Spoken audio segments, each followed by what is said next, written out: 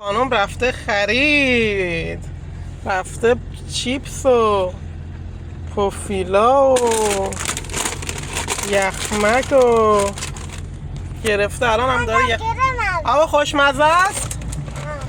ها چیه؟ بگو بله. خوشمزه است. خوشمزه داری میخوری؟ یه چیه داری میخوری؟ اسمش چیه؟ آوا این اسمش چیه که داری میخوری؟ آوا خانم، آوا حرف نمیزنه این دختر. بگی سلام. سلام. آوا چیا گرفتیم رفتی مغازه؟ چیا گرفتی؟ نشونم بده چیا گرفتی آوا. نمی نگاه کن الان آوا رو نگاه. نگاه کن. یه بار دیگه